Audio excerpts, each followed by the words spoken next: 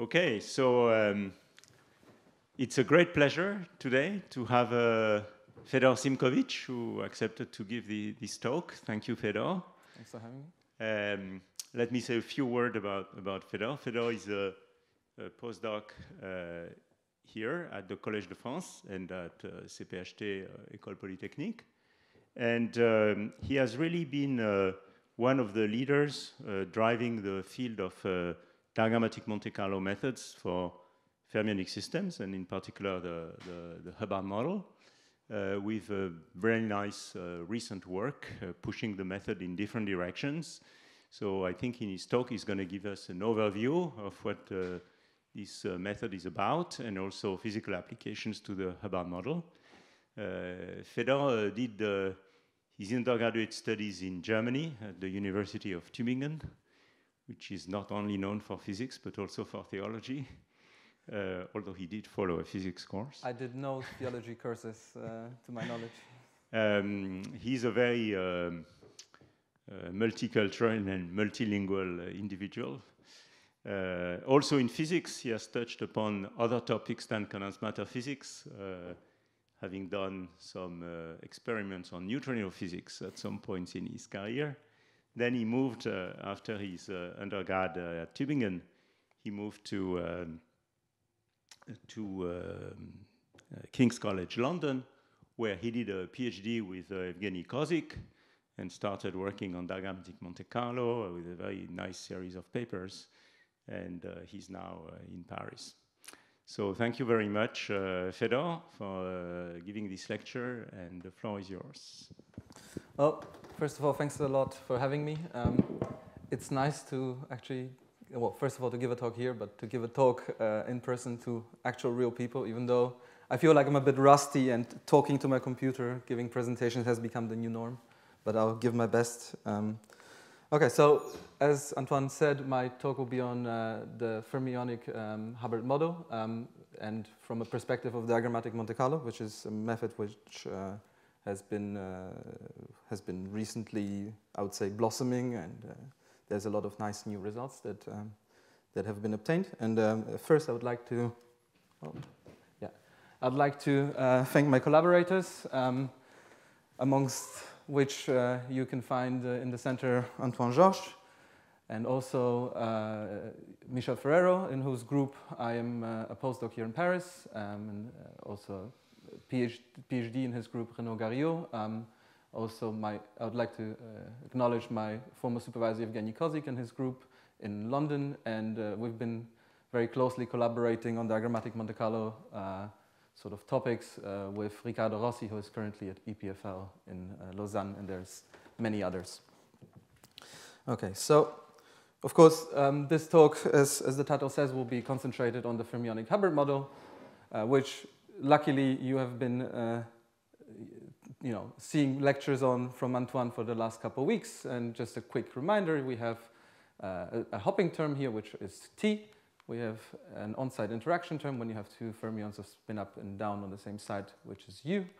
And also in this talk, we will have another term added to the Hamiltonian, which is next nearest neighbor hopping, which is called T prime.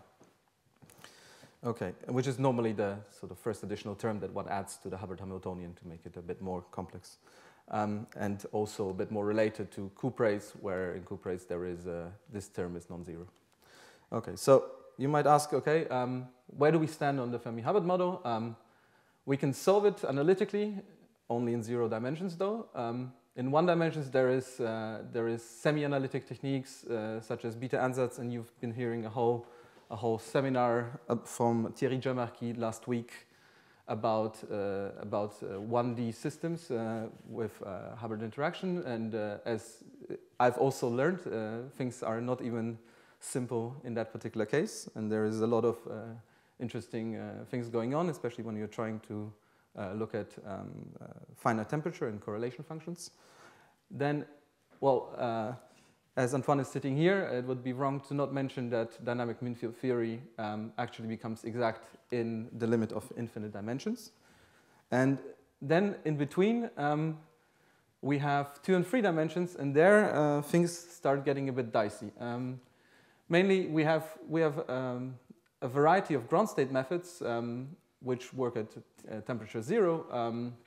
And there's a lot of ongoing developments, and mainly the competition between different phases in the ground state in terms of the energetics is very, very close, and that's the reason why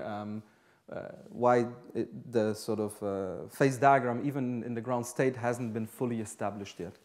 And in 2 and 3 dimensions at a finite temperature, you can do, for example, exact diagonalization, but only up to 16 sites in the Hubbard model because of the fast-growing Hilbert space, as Antoine was telling you a week ago. Then there are methods which have to result to uncontrolled approximations. So you make an approximation, but you don't know how big the terms were that you had to throw out. Other methods might have a way of being approximated controllably, but pretty much all of them have to rely on the fact that they can only be computed for finite-sized systems, and to reach the thermodynamic limit is actually, for many of these methods, a rather hard task, especially when one starts to dope due to the fermionic sign problem. And so in this talk, I'll be talking about a bit of a complementary method, which is called diagrammatic Monte Carlo. And as I'll show you, this method works directly in the thermodynamic limit, so we can directly tackle infinite-sized systems, and provided we can converge this method, and I'll explain what this means in a couple slides, this technique actually becomes numerically exact. And so I've borrowed this phase diagram from a recent publication by Emmanuel Gu and co-authors, where they try to give an overview. It's actually a very nice publication. They try to give an overview of what is known in the Fermi-Hubbard model. And what they do here is they deliberately constructed 2 sort of invented phase diagrams, one in the ground state and one at finite temperature. And as you can tell, they don't really match, and that's on purpose. And so, as Antoine explained to you, at finite temperature, you can have an anti-magnetic phase, pseudogap, stranger metal, where resistivity is linear, superconducting dome, and Fermi liquid regime at a high doping. And in the ground state, I mean, from the publications that we have, one finds a slightly sort of different set of phases. Like notably, one finds stripe order with different stripe lengths, and one can also find phase separation between different so spatial phase separation between different phases, also antiferromagnetism and device superconductivity. And so I think the big task in trying to understand the Hubbard model is trying to glue somehow or marry this finite temperature phase diagram together with this ground state phase diagram here, or their real equivalents. And so I think diagrammatic Monte Carlo currently is sort of pushing, at least on the numerically exact side, this boundary in terms of temperature slowly but surely down to lower temperatures and to higher values of interaction. And that's what today's talk will be about. Okay, so just a quick outline. So I'll start by a brief and swift introduction to diagrammatic Monte Carlo, and I'll try to go quickly as to leave myself enough time to actually show you some physical results in the Hubbard model. And then I'll talk about diagrammatic Monte Carlo results in the Hubbard model. In the weak coupling regime, I'll show you the phase diagram in terms of superfluid ground states, so superconductivity. I will briefly mention the Néel transition in 3D, which is something Antoine has shown a couple minutes ago, and talk about the metal to insulator crossover in 2D, both at half filling. And then the last 2 topics, provided I have not wasted all of my time, will be talking about what happens if we start from the half-filled Hubbard model in 2D and either start adding next nearest neighbor hopping, in this case, or start doping the system. And in particular, we're interested in 1-8 doping, where there's been a lot of work done, especially at 0 temperature. Okay, right, so introduction to diagrammatic Monte Carlo. So we have here the Fermi-Hubbard model Hamiltonian, and one can also equally write the corresponding action for this model, which will consist of a quadratic term and a quartic term here, corresponding, of course, to the quadratic and quartic terms of the Hamiltonian representation here. And what we can do is, if we want to compute some quantity, such as, for example, the Gram partition function, we can expand in terms of the interacting part of the action, and we can write. So here we've basically introduced the Taylor expansion of this interacting part, and we can write this as a power series in powers of u with some Zn, where Zn is this. This mean here, which is computed with the quadratic action. And so to be able to treat such a mean, one knows that there is the Wick theorem, which can actually transform such a mean into a determinant of what I call here this double Z, which is a matrix of size n by n, where here n is the expansion order, and each entry of this matrix that we will take the determinant of is a bare Green's function. Now, so that's the repetition, but now, so what we want to do is we want to compute this calligraphic Z of n, as we had defined it previously, and so here we write out the interacting part of the action. And we can actually split it into two parts, one for spin up, one for spin down, and each of those will correspond to one determinant of a matrix, one for spin up and one for spin down. Now, we can call the product of these two determinants this bold Z, and we can equally introduce sort of a Feynman diagrammatic like graphical notation in terms of building blocks, and our building blocks here will be the bare Green's functions that we have inside of these matrices, and we'll represent the interaction vertex u here such that you have two lines coming in and two lines going out, two Green's functions in and out, one of each spin species up and down. We will represent these as u. And so in practice, what this means is that we have a sort of a set of end vertices in real space and imaginary time. So we're in the Matsubara formalism, and we can compute the corresponding bold Z sort of object also graphically. And so at zeroth order, what this means is that what we have to do is we have to compute two determinants of empty matrices, which is just one by definition. But then at first order, you get one sort of self-loop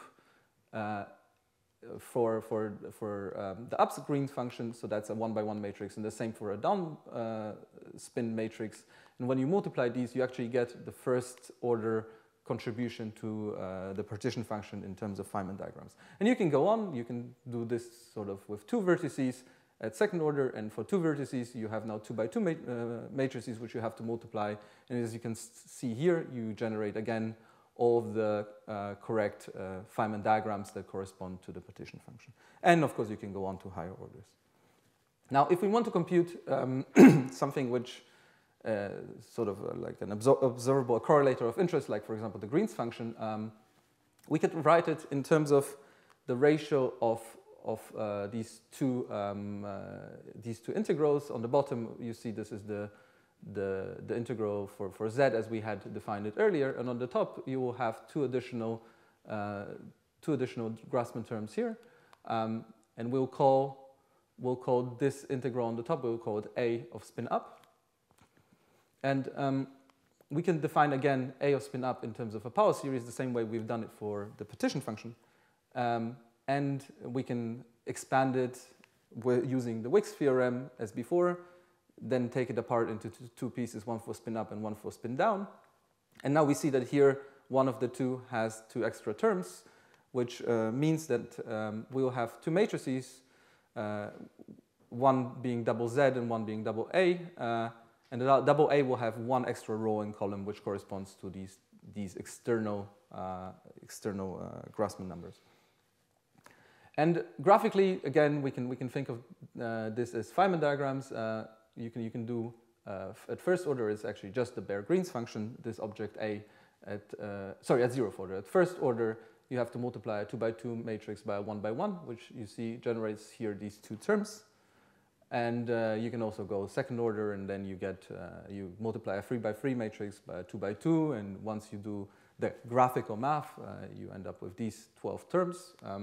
And what you see here in terms of these terms is that some of them have Feynman diagrams which are fully connected, and some of them have connected parts, and we define connectedness with respect to the in and out vertices, and some disconnected parts which resemble the diagrams that we had for the partition function. Now, what is called determinantal diagrammatic Monte Carlo, which is a bit of a slightly different technique, even though it has a similar name, or also equivalently known as CTN, so continuous time quantum Monte Carlo, used to solve impurities within the context of DMFT. So what we can do here is we can actually compute A, compute Z, and take the ratio of these two power series.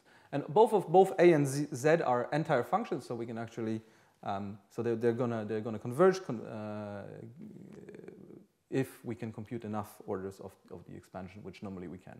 And so this sort of reminds you of what is called the link cluster theorem. Graphically, I can take A apart into all of the connected parts, multiplied by all of the partition function type diagrams, and sort of take them out into separate bracket, and then cancel them with the denominator, which leaves me with only connected diagrams, which is what you're supposed to get for the Green's function. Now, this is all nice, but the problem with this particular approach is that if you start increasing the system size, you'll see that basically both A and Z are going to start to diverge as this power as you approach the thermodynamic limit, and also the average perturbation order is going to diverge as well. And this is easily seen in the following way. So I've just drawn here a random diagram of sixth order, which has a connected part here and a few disconnected parts. And in terms of the maths, if you compute the sort of the value or the weight of this diagram for particular vertices 1 to 6, and you compute the weight for this configuration where I've simply moved further away in here, it's real space, but it could be also in time, the disconnected parts, the weight will be exactly the same. And so you see that as I scale my system, this integral over all possible configurations is going to start to grow. So that's just a graphical way of saying the same thing. Okay, and so the alternative that came in terms of how to compute this Green's function is due to Nikolai Prokofiev and Boris Swistunov in the late 90s. And what they said is, okay, look, my Green's function, actually, I can express it itself in terms of a power series. And why don't I just go and sample directly the power series for G instead of taking the ratio? And so this is here the series of just connected diagrams for the Green's function. And the way, here's the series again, and the way this was done back in the day was that you had a Monte Carlo procedure where at each Monte Carlo step, you either change the topology or change the diagram order or change some external or internal parameters. In terms of internal parameters would be, for example, the positions and times of these internal vertices. And then you can devise a metropolis scheme which samples these diagrams one by one. And there's been a lot of nice results produced by this method. The only issue is that as you go to higher and higher expansion order, the number of these diagrams at each order grows factorially.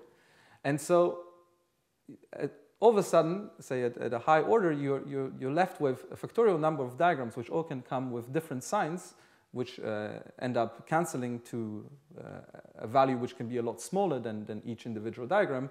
And this forcibly generates what is called the fermionic sign problem. And so an alternative that has been sort of invented a couple of years ago by Riccardo Rossi was, it's called the Connected Determinant Diagrammatic Monte Carlo, CDET. And the idea is that we can rewrite all of these calligraphic A, Z, and G's in terms of functions of sets of vertices. So here x1 to xn are the vertices, and this is a set of, or a subset. So here written again. So S is this set of vertices, and then what we can do is we can actually introduce a recursive formula which relates G to A and Z in such a way that for each set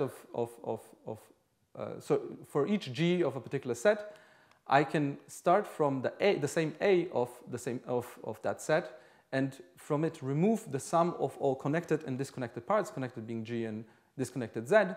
And once I do that, I actually end up only with connected diagrams. And I can do this recursively going in the order of the set. And so a quick show of how this works is, so I can, for example, I can take the 0th order Green's function, which is just the same as A.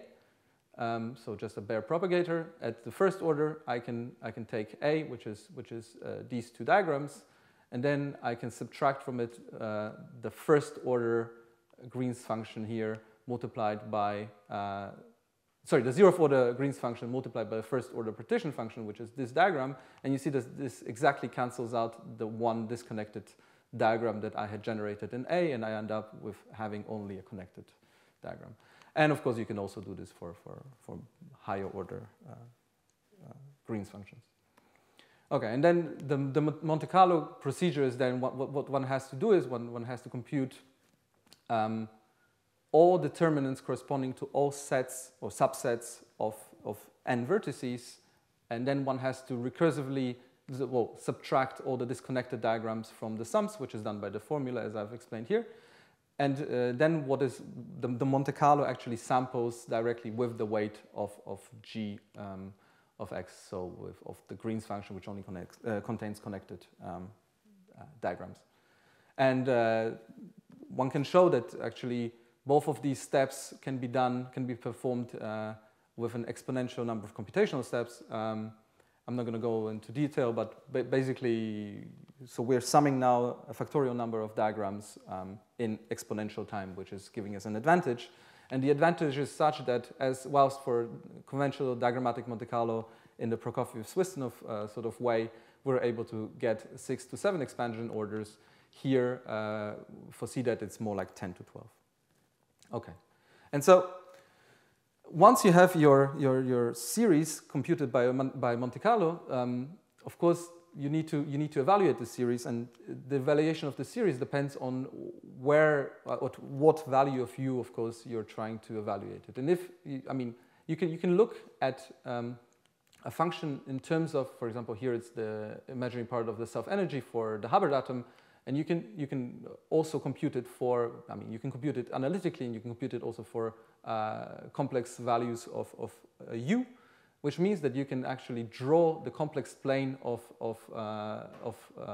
this function in terms of the real part of u and the imaginary part of u. And you see here there is a singularity in the complex plane, which will define what is called the convergence radius. And so if I'm trying to evaluate my series within this convergence radius, I'll get something which is nicely convergent. But as I'm being more and more ambitious and I'm trying to, for example, evaluate my series on the convergence radius, I get something which is highly oscillatory. And if I'm outside of the convergence radius, I get a series which diverges. Now, this is not the end of the world, though, because we actually have techniques to treat even divergent series. One of them is, for example, conformal maps. I'm going to play a small video where what we can do is we can map this complex plane onto a unit disk with some tuning parameter A here, and as I change A, I can actually move my poles around in this complex disk and therefore change the radius of convergence. And as you just saw, as soon as I moved all of my poles out of the radius where I was trying to evaluate my function, for a brief moment here, you had a partial sum of this power series, which was actually convergent. Another way of treating this, now I'm going to play another video, is to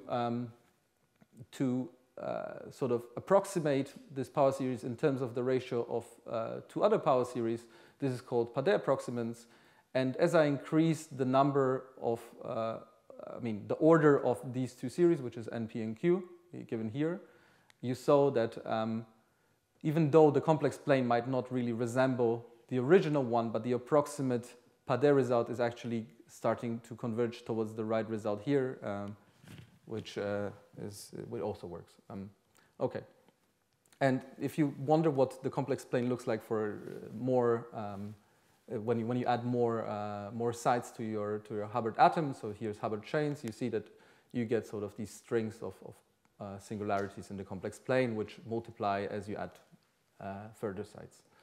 Okay, another idea which I'm going to go very, very quickly on is you can actually introduce a shift to your action in terms of, in terms of this alpha, and then when you do your diagrams, this means that you have to compensate for changing basically your Beer-Green's function. You have to compensate by introducing new diagrams which have such alpha insertions I've marked with a red X.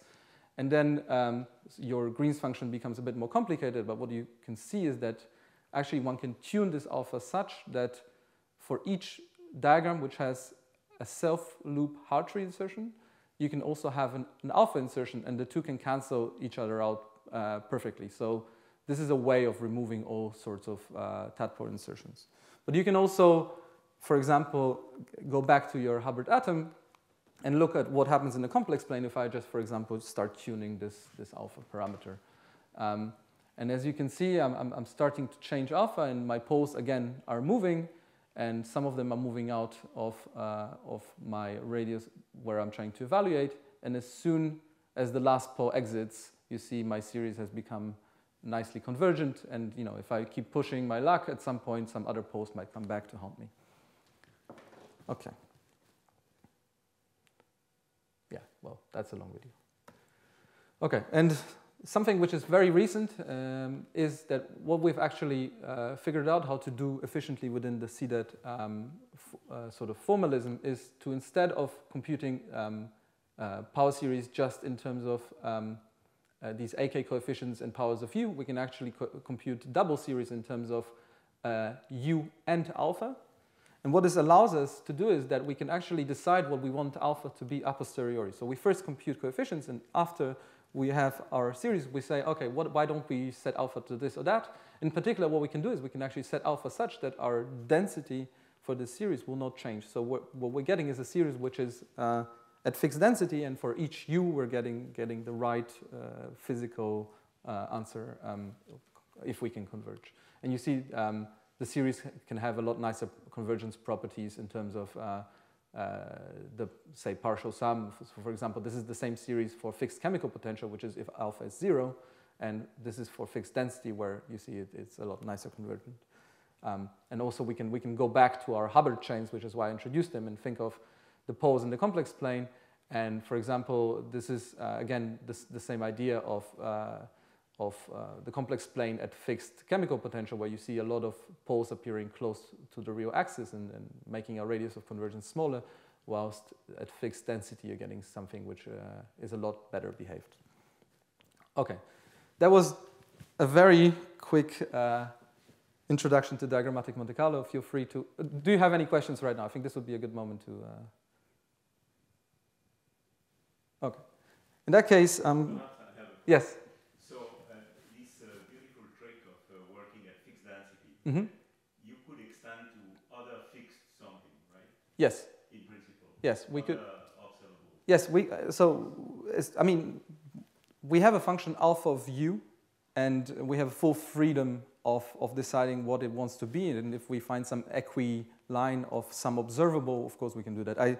Another example of what one in principle could do, but we haven't done, is we could fix, for example, magnetization. That would be one option, which is something we haven't done yet, but it's definitely on the menu. Okay. Any other questions?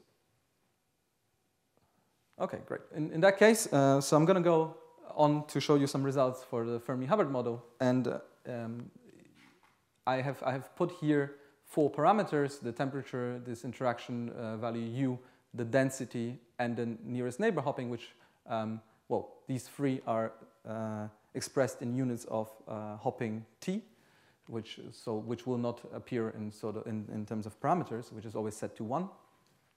And you see, this is 4 parameters, and I am barely good enough to draw things in 2D, not to talk about 3D. So what we'll be doing in a lot of what I'll show now is actually take cuts where we fix one or multiple of these quantities. And so what we want to start with, and of course this is what the Hubbard model is famous for, it's its relation to cuprates and to the superconducting physics that is supposed to appear. And one could ask the first question, okay, is there any superfluid ground state in the Hubbard model? And the answer you'll see in one slide is yes. And then the questions are, if yes, how big is the critical temperature? What's the region where this actually happens, and where that's really the sort of energetically lowest phase? There can be competing magnetic instabilities, for example. And it's also a question of what the nature of this pairing of the superfluid phase is. And so here, what I show is one can start in the Fermi liquid regime at high enough temperatures. You'll always, in something which at least resembles a Fermi liquid regime, and as you decrease temperature, you will have a Cooper instability develop. And diagrammatically, you can actually capture this instability by writing something that is called the Bethe-Salpeter equation, where you have a full vertex which contains all diagrams such that you have 2 particles coming in and 2 particles coming out. And you can write it as all of the diagrams which are 2-particle irreducible, which means that you cannot cut those diagrams by removing 2 Green's functions. And plus, so you'll have a 2-particle irreducible piece here, and you'll have a piece which is 2-particle reducible, where you see that is actually the irreducible part glued to the full vertex with 2 Green's functions. And this thing, as you decrease temperature, is actually going to diverge logarithmically. And so what one can do is you can compute this gamma pp vertex by diagrammatic Monte Carlo. Here I've shown, in terms of the bare expansion, the first couple of diagrams that actually contribute to gamma pp. And importantly, if you, for example, take the limit of u going to 0, all you need to do is you need to compute this one single second-order diagram. And then you can think of this as a matrix equation, and then you can sort of solve for p and diagonalize. And then what you'll get is of course, different eigenvalues, and you can look at them in terms of temperature and how they evolve and see which one the leading is. And as soon as one of these eigenvalues hits the value of 1, you actually have a phase transition. And of course, this is something that Antoine was showing you last week. You can also think of, you can compute the corresponding eigenvectors and project them onto the square Brillouin zone of the 2D Fermi-Hubbard model here in this particular case. And then you can count the number of nodes as you go around the center, and also their position.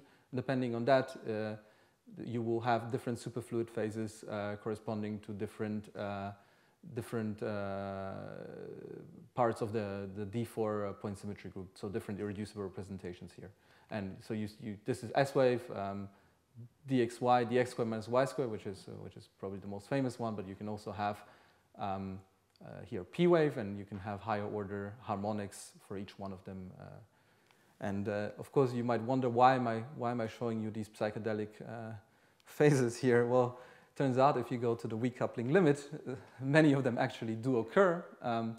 And so this is, you have density and T prime here in the limit of u going to 0.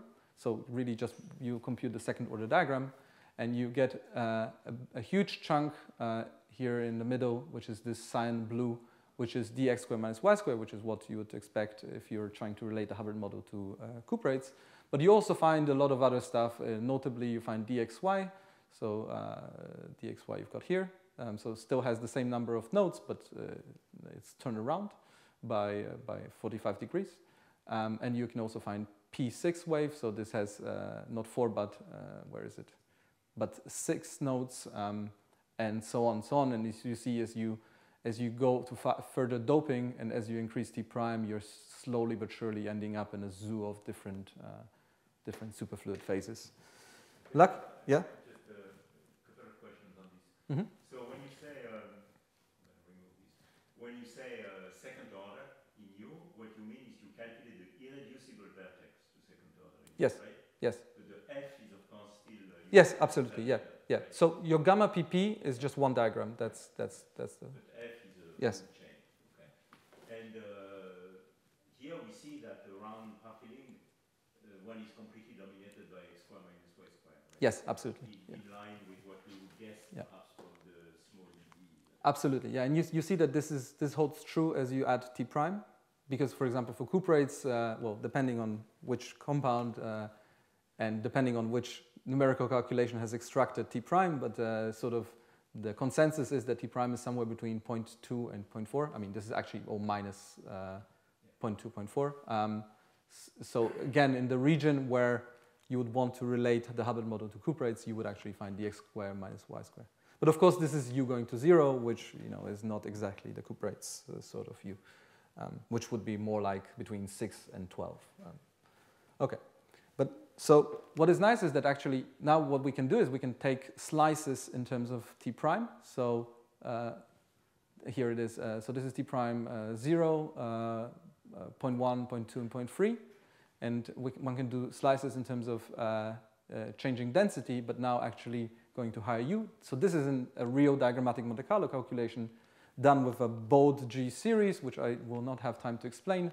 But basically, this is the sort of old school diagrammatic Monte Carlo of Prokofiev and Swistunov, computed up to 7 expansion orders.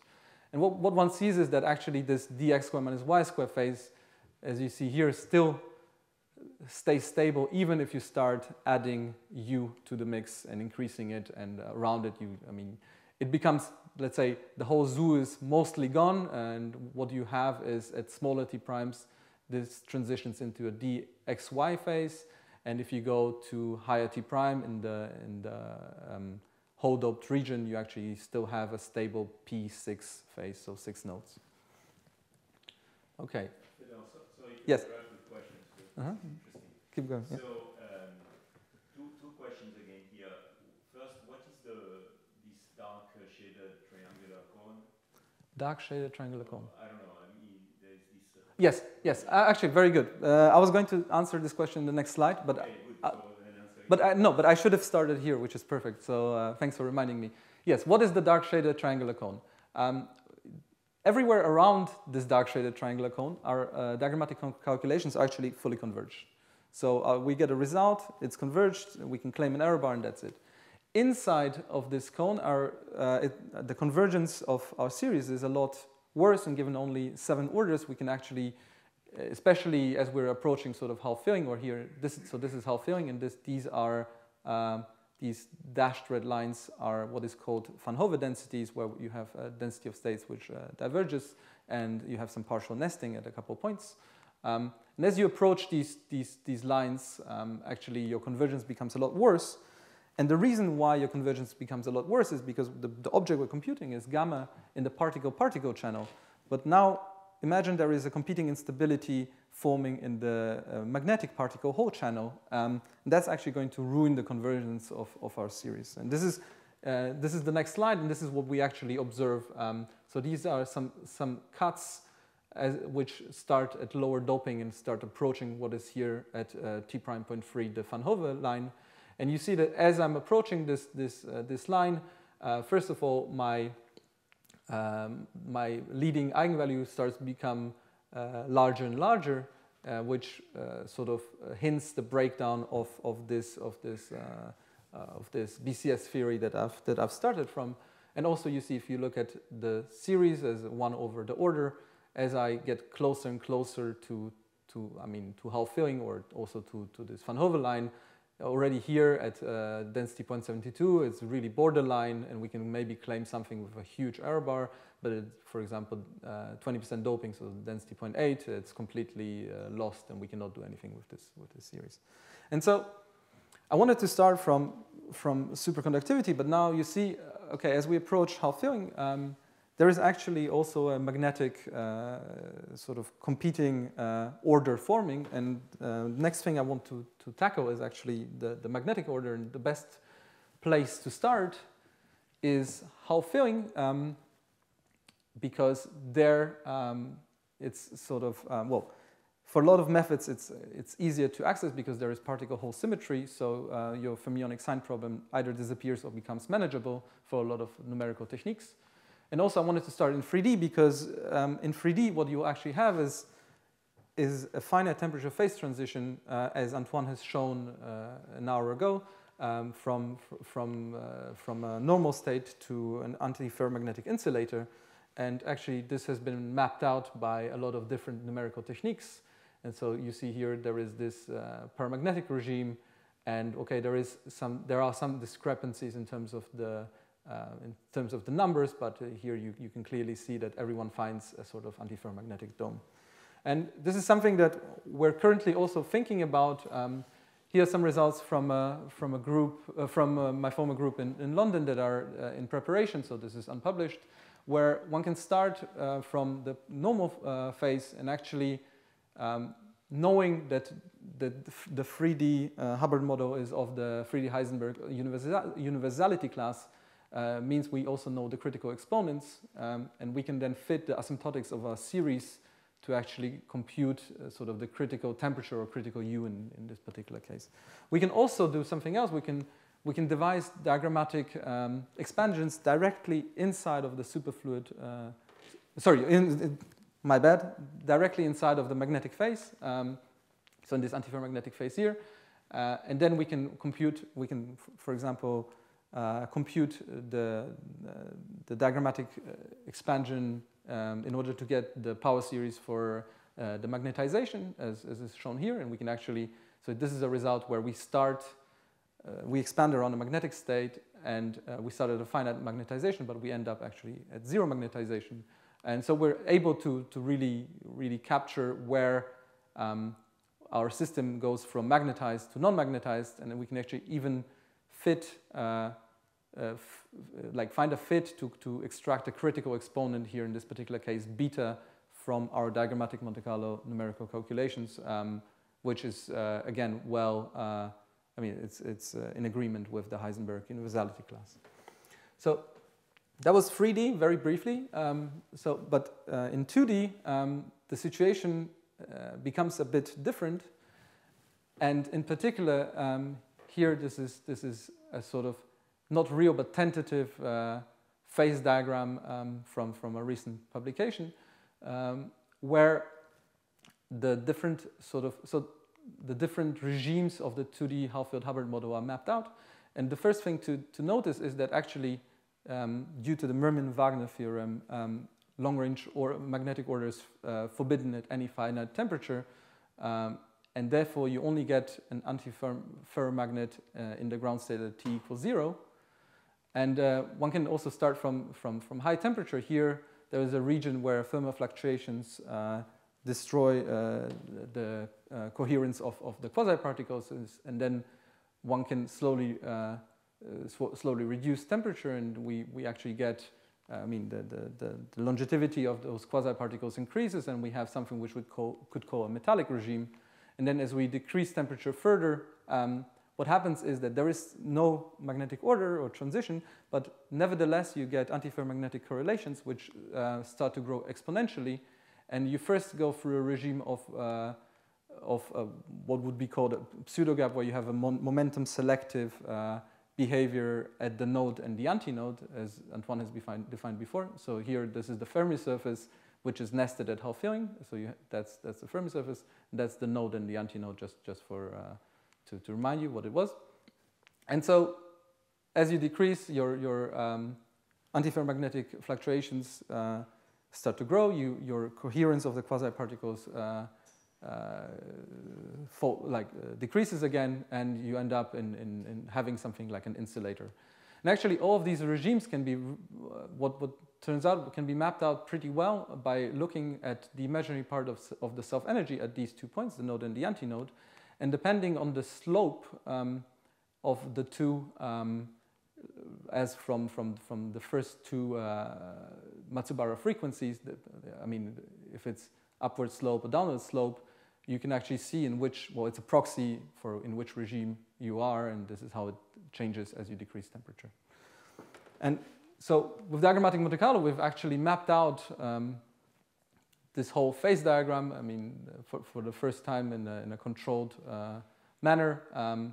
And you can see this, again, this sort of more metallic regime and then insulating. So you see it's the shape of what it actually looks like is slightly different to the previous slide. And you also see here, for example, the momentum selective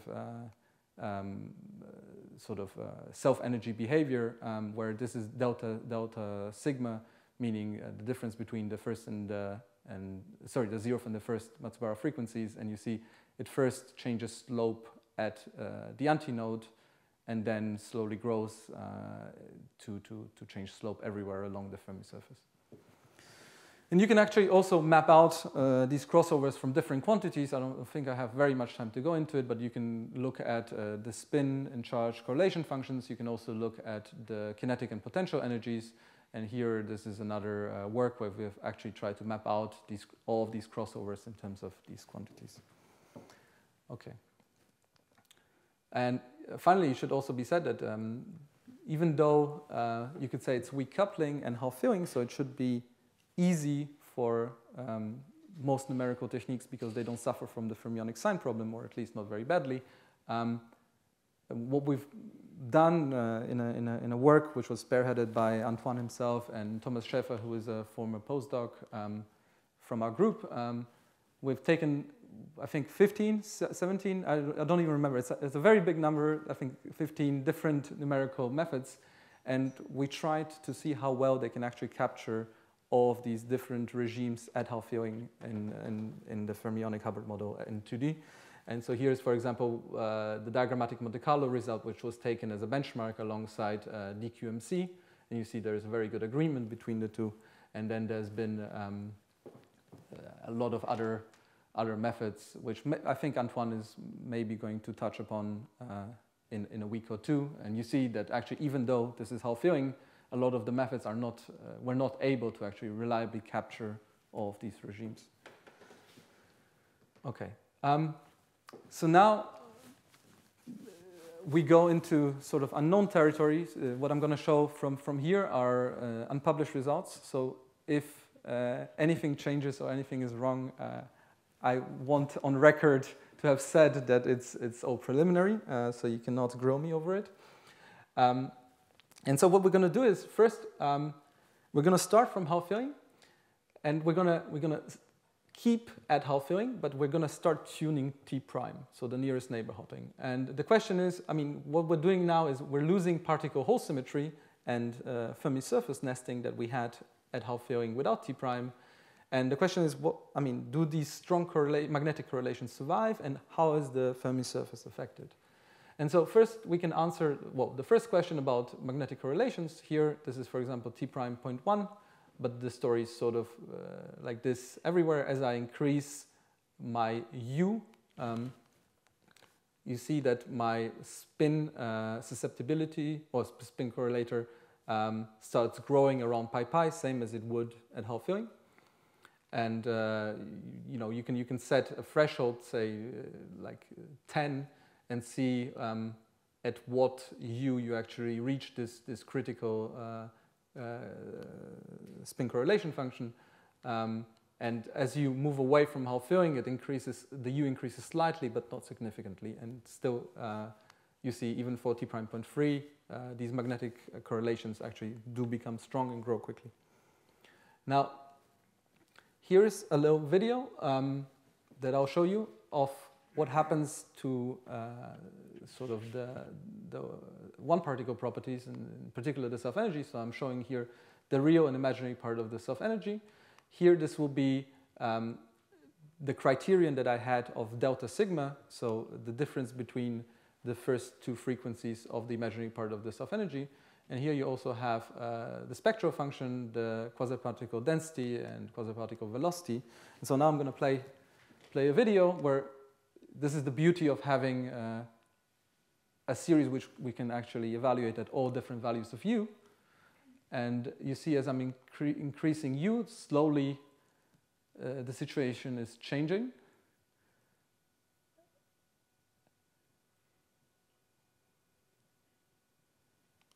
And I deliberately didn't comment on what happened because, first of all, I cannot speak that quickly. But second of all, I have a slide for that. So let's analyze what we just saw in terms of sort of a line of u interactions starting at some value.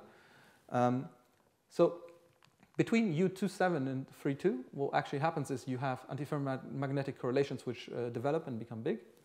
So already here, they're actually very, very big. But then what you see is that the spectral function actually starts broadening, and you get something which looks like a formation of Fermi arcs.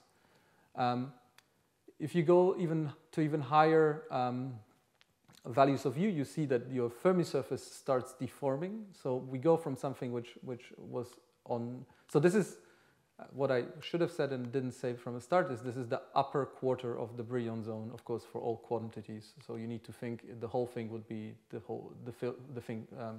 this quarter times 4 and mirrored over 0. And so you see that you go from something which is more on the sort of looks like the electron-doped Fermi surface, and as it deforms, it's actually trying to become again the half-filled Fermi surface. So it's trying to nest. And also in terms of our criterion for the self-energy, we see that we start off by something which is behaving metallic along the Fermi surface, but as you increase u, you have momentum differentiation, same as half-filling. You start growing a sort of insulating-like behavior around the antinode, and if you go to high enough u, you actually end up having sort of a negative slope all around the Fermi surface. And finally, if you go to rather, well, for us, rather high u's, what happens is the self-energy becomes rather localized around these points close to the antinode or around, at the antinode. What this has as a consequence is that actually you get a suppression of the spectral function around the antinode, and something which we get a formation of something which we could call ghost bands, which starts to appear here. Okay, so that's what happens if you take and tune T prime. And the other thing that one can do, well, there's a lot of things that one can do, but the other thing that we have done is to instead actually fix T prime and now start doping the system. So we start from half-filling, and instead of going into the direction of T prime, we go into the direction of doping.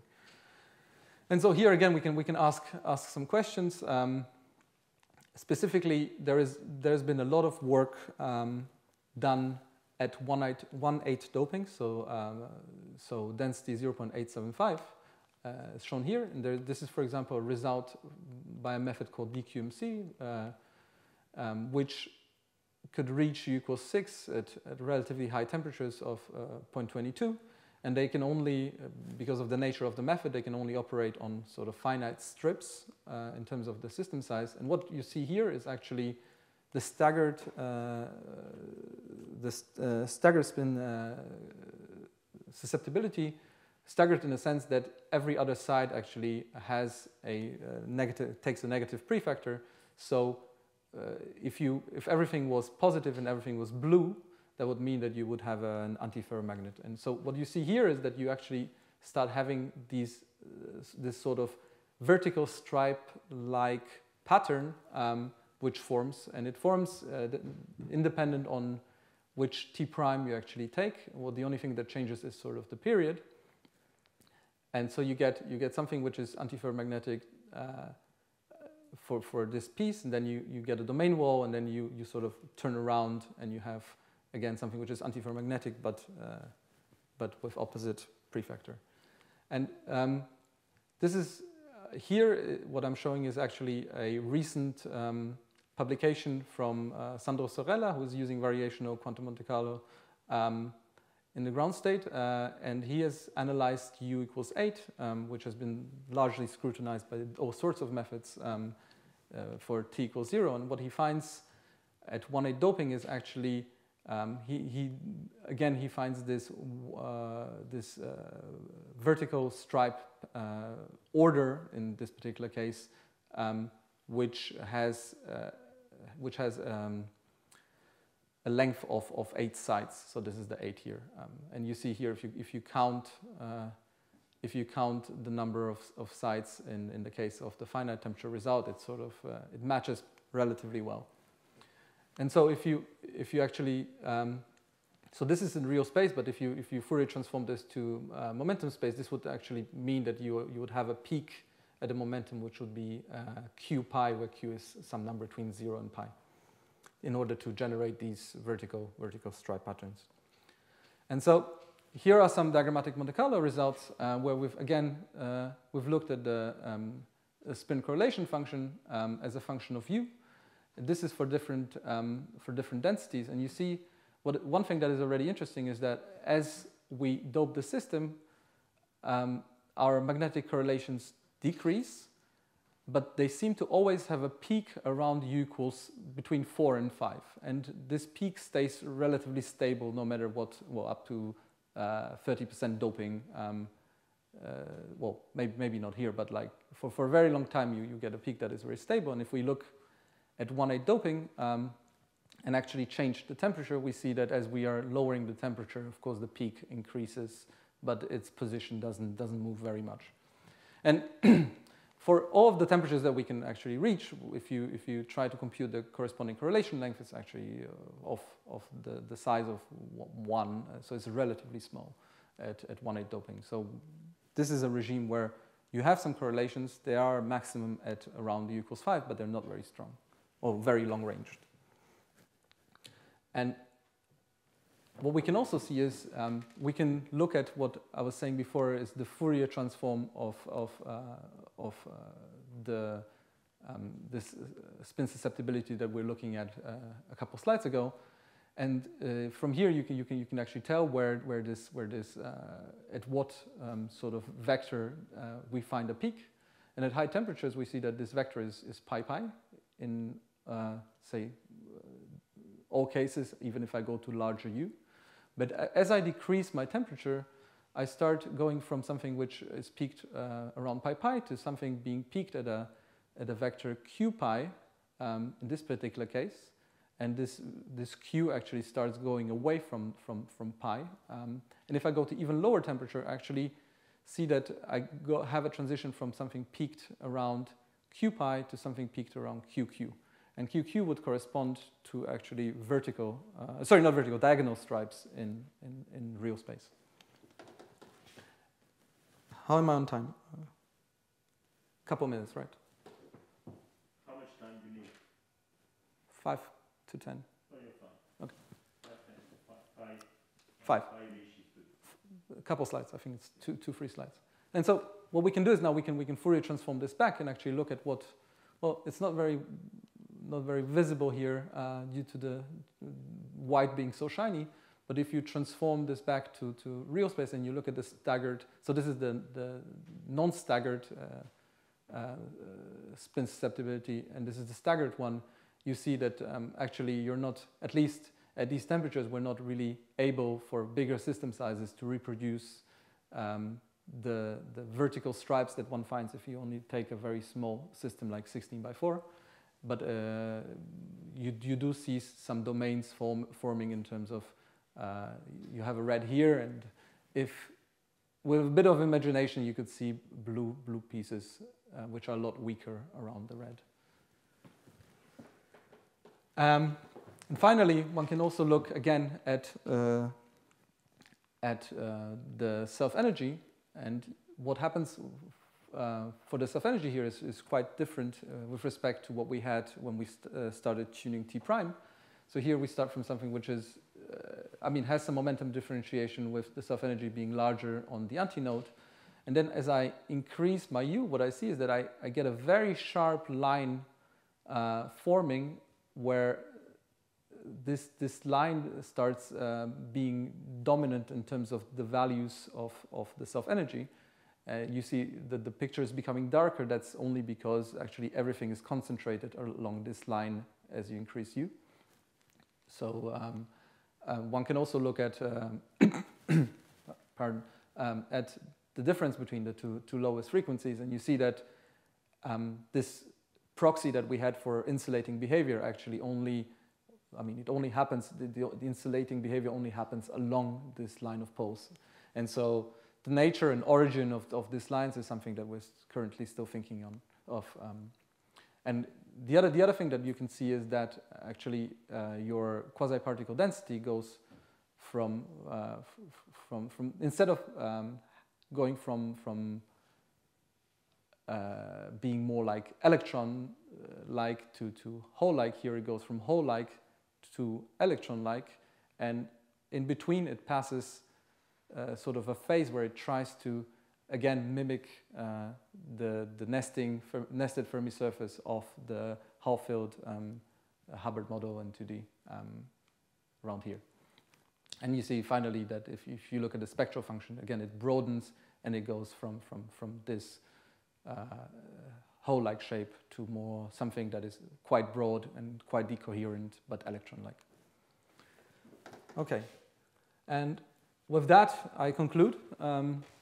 So I hope that I have been able to convince you that diagrammatic Monte Carlo is a technique which actually permits you to access regimes which have been previously not accessible for other numerical techniques or analytical techniques.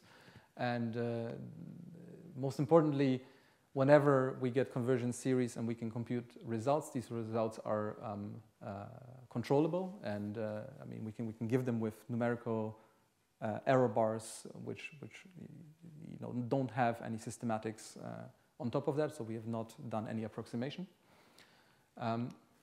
And you see this gives you a lot of nice results in the Fermi-Hubbard model.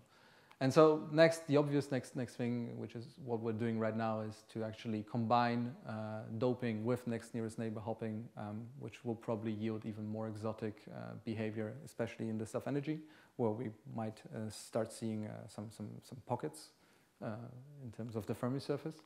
We're also working on D-wave superconductivity within the CDAT formalism. That's something that Hamza Benamestarji, who is sitting in the audience, is currently doing, an intern in our group. Other than that, we have actually applied the diagrammatic Monte Carlo sort of formalism also to the 3D attractive Hubbard model, which is this publication if anyone's interested, and to the triangular lattice at half filling, in collaboration also with Stuttgart and the Flatiron Institute, and Antoine is also notably was part of this project. And what one can also do is take the 3D, I didn't have time to talk about that, but one can take the 3D Hubbard model and start doping that one, which is something that Liam Rampon is actually currently doing in the context of DMFT. And then you can also start looking at more say more exotic lattices, such as the Kagome, for example. One could think of doing crossovers between 1, 2, and 3D, or apply the diagrammatic Monte Carlo sort of approach to models with multiple bands, or long range, or add long range interactions, or actually look at spins, which is something which another intern in our group is currently investigating, Raisa Barroso. Yeah, we've also developed a lot of numerical methodology in terms of doing diagrammatic Monte Carlo in the context of CDAT, so in exponential time, but for all sorts of renormalized schemes, which I didn't have time to talk about, but that sort of gives us a bit of perspective and hope that we'll be able to reach to even lower temperatures and higher interactions. Yeah, and with that, I would like to conclude, and thank you for your attention. Okay, thank you very much, Fedor, for this fantastic overview, both of the method and of some recent results. That was really beautiful. Before we take questions, I would like to mention one thing, which is that a lot of this work involves multi-site collaborations, in particular organized through the Simons many-electron collaboration. And it is in this context that Fedor is a postdoc here under the supervision of Michel Ferrero, who is the PI for this Paris side of the Simons many-electron collaboration.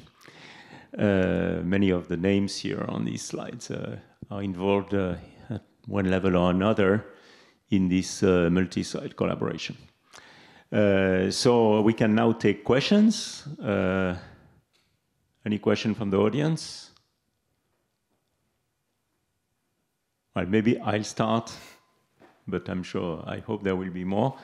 Fedor, can you come back to your beautiful multicolored phase diagram with the superfluid phases? Sure. At the weak coupling limit, or? The weak coupling limit, yes. Yes. So this okay. one? Next one, I prefer. Okay, thank you. So here is my question. So you explained that within this sort of triangular-shaped cone, there is competition with other possible orders, and the convergence of the series is also more problematic. But let me sit outside, but still in the blue x square minus y square region. Okay, so for example here. So here, can you be affirmative, say, in saying that the ground state is really an x square minus y square superconductor? Yes. Or okay, you already answered. Can we really eliminate the competition with other possible ordering, including those that involve charge order, for example? Because after all, this is done, if I understand correctly, by analyzing the leading eigenvalue from a Bethe-Salpeter equation, right? Calculating the reducible vertex. What about other instabilities? Can you really rule them out? So, okay, I can say as much that I can rule out in this particular region magnetic instabilities in the sense that sort of the scheme that we've devised is self-consistent. So as long as my eigenvalues are not very big, and as long as my series converges, this means that there is no competing instability in the other channel, because those diagrams are forcibly included in gamma particle-particle. And so as long as I can get a fully converged series, I can say that yes, that is well, here's the caveat. I can say that my ground state will be something in the particle channel. Now, you could ask, there's all sorts of more exotic superfluid phases of something plus I something, you know what I refer to. Can I rule out those more complicated sort of instabilities? Those I cannot. One would have to look for them. But at least the magnetic channel, I think it's... and also the charge channel, charge ordering. Which would still be particle Hall. Yes, which would be particle Hall, absolutely. Yes, yeah. So it goes under the same umbrella. Okay, very good. And so what happens within the dangerous cone here yes. is that... Which is, by the way, to some degree arbitrary, because I understand. The points that you see the points where we've actually done calculations that have been quite costly and done over months in some cases, you see them in these small crosses. So in some cases, for example, here... Yeah, but let's not, finesse about where the cone really is. Okay. There is a more dangerous region. And in this more dangerous region, how do the competing particular instabilities manifest themselves? They manifest themselves in the fact that the series has more trouble converging, or is that basically the way? For us, that's how we can... Actually, as far as I understand, that's the only way we can see it. What you can do is you can also write down a Bethe-Salpeter equation in the particle Hall channel, and then you can start looking for those instabilities. Of course, the difficulty, and this is something which is not a difficulty for us, but for everyone, is to treat both the particle Hall and particle-particle channel on equal footing. And with approximations, this can be done in terms of the Parquet approximation. But at that point, you have to start throwing away some diagrams in order to be able to actually solve the Parquet equations. Okay, thank you. Okay, now questions from the audience. Yes, please go ahead.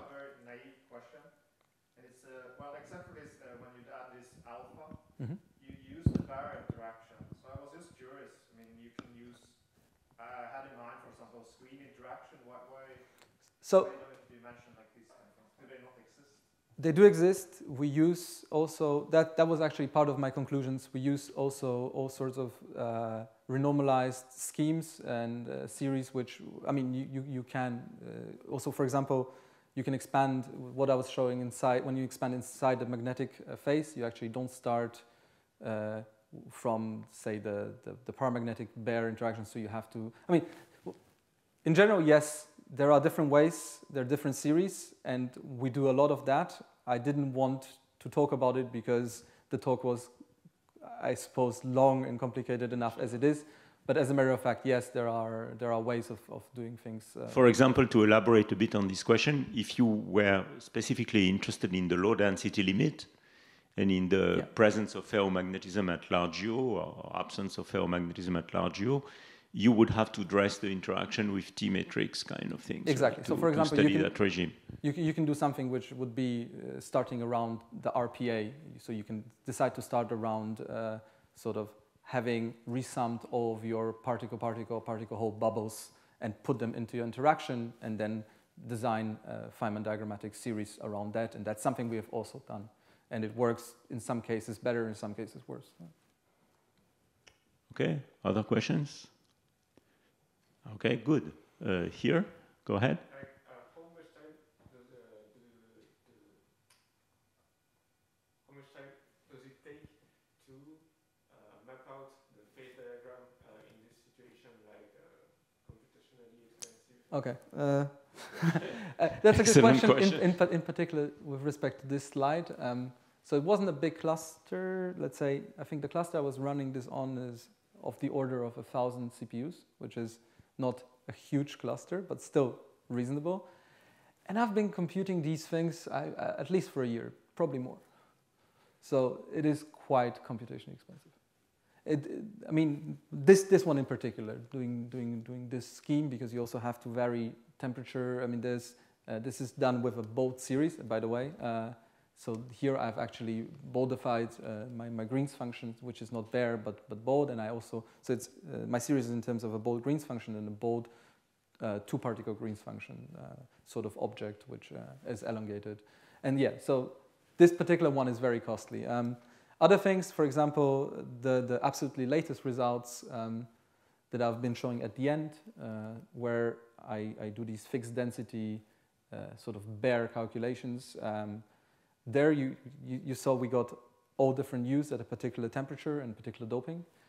And that I can get all of that from one computation, from one series, and that one computation would take me maybe a day or two on a couple of hundred CPUs. So that's actually a lot faster. There was one more question. Yes. Yes, go ahead. A bit the same, but can you tell a bit more about, so you said it was done on clusters. Can these algorithms expand on GPUs rather than CPUs and so on? I think you're asking the right person, because I'm probably the only person who has ever tried to do this. And yes, it can be done. It's a bit tricky, in particular when you're trying to do this. So the idea with GPUs is that you need to parallelize, meaning all of the threads need to really be independent and be doing exactly the same thing. The problem, for example, when you're trying to do this recursive scheme where you have to you go over all of the subsets of your set, is that thing is inherently not very parallel. But you can still parallelize it, but it involves some. Okay, the memory transfer between CPU and GPU will be okay. That's not so. Well, I still, at the end of the day, so this is. I tried this at the end of my PhD in London, so this is a couple of years ago, and for these were, I think they're called K40s or something, so rather at this point old NVIDIA GPU units. I was still able to get, I think, a factor of 50 to 100 with respect to one CPU. Okay.